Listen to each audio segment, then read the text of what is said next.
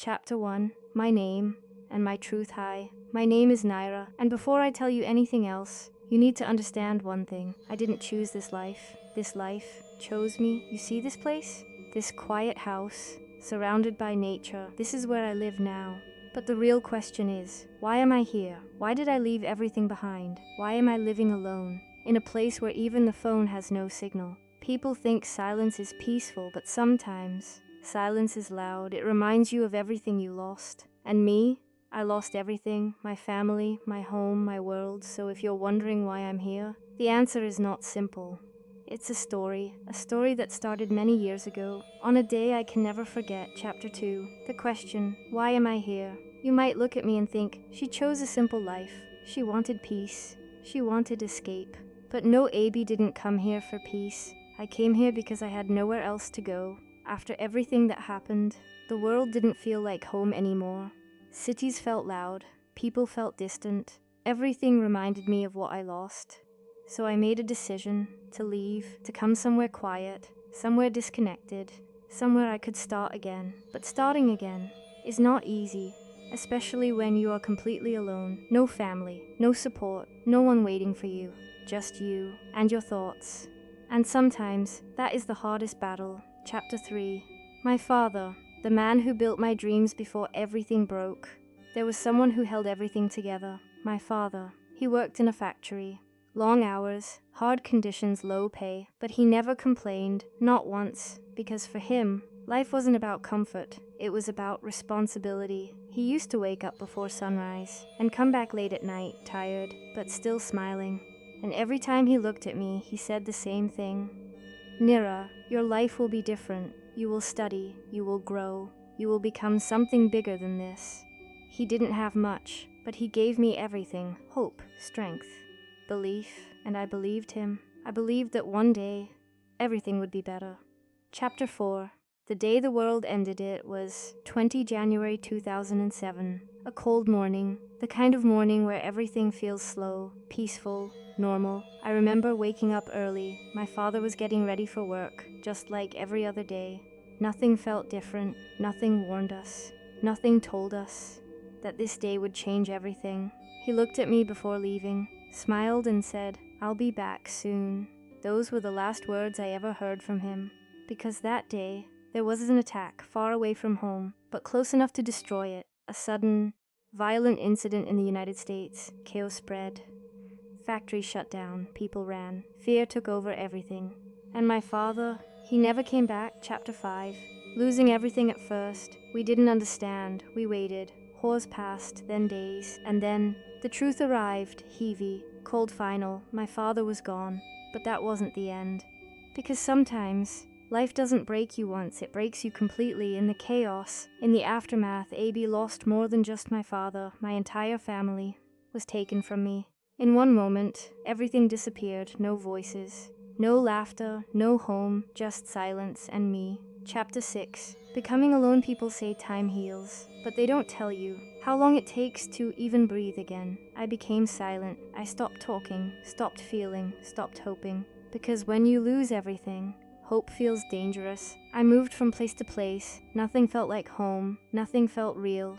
Until one day Abby made a choice. If I had to be alone, then I would choose where to be alone. That's how I came here, to this quiet place, away from everything, not to run away, but to survive.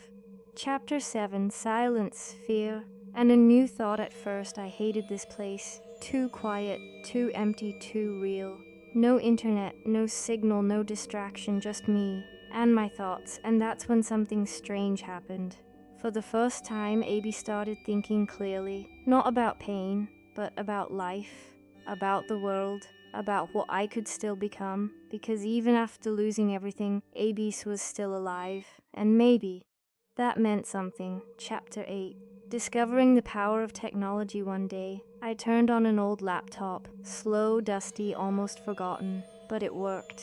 And in that moment, it felt like a door opened. A laptop is not just a machine, it's a gateway to knowledge, to skills, to opportunities. I started learning. Offline videos, saved courses, documents, anything I could find. Then I realized something powerful.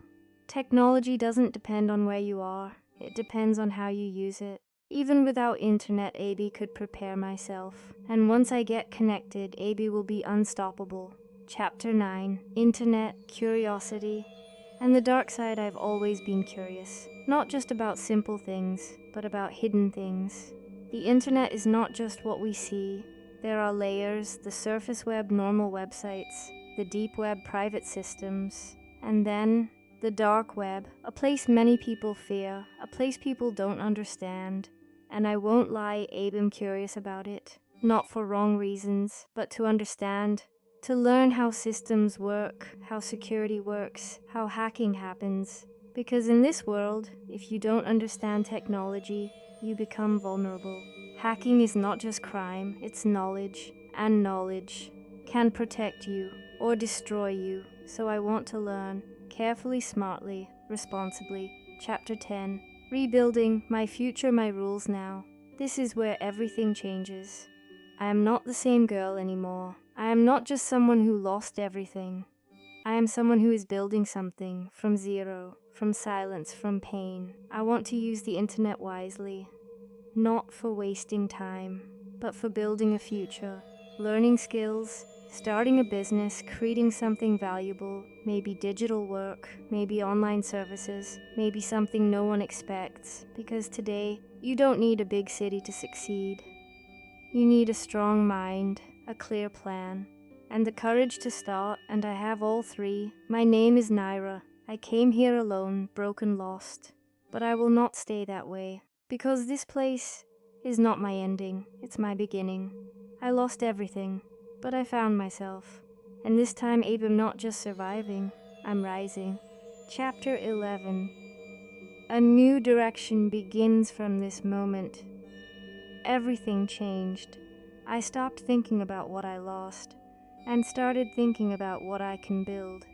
Education became my first step, not school only, but real knowledge, skills that can change life. Because in today's world, knowledge is the real currency. Chapter 12. The power of learning every day. I started learning something new. Computers, internet, communication. Even without perfect network, AB prepared myself offline. I realized something powerful. People don't fail because they are poor. They fail because they stop learning. Chapter 13. Why jobs are not enough. I saw the truth of life. Jobs give security, but they don't always give freedom. Time is limited. Income is fixed. Dreams become small. And I didn't want a small life. I wanted growth.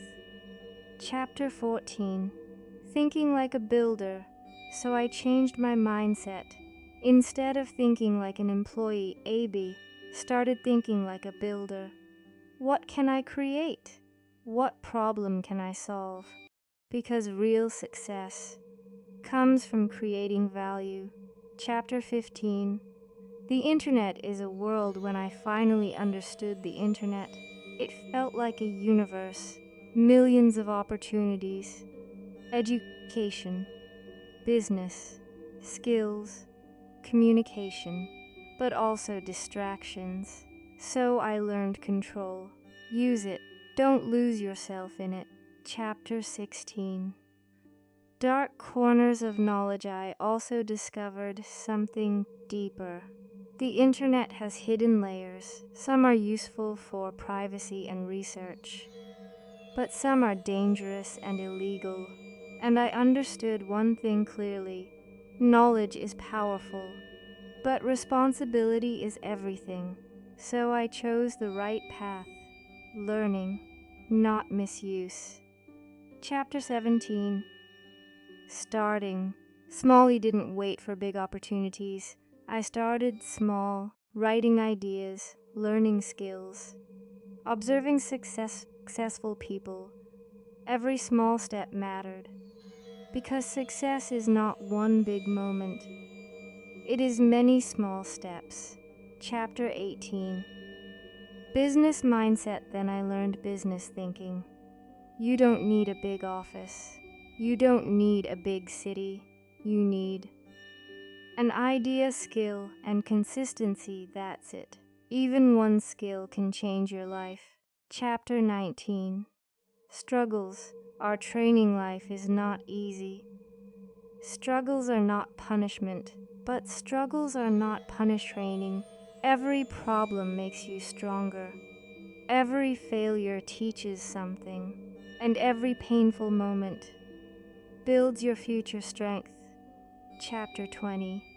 The future is mine now. I understand life clearly. I am not stuck. I am in preparation. One day, everything will change, because I will not give up. I will not stop learning.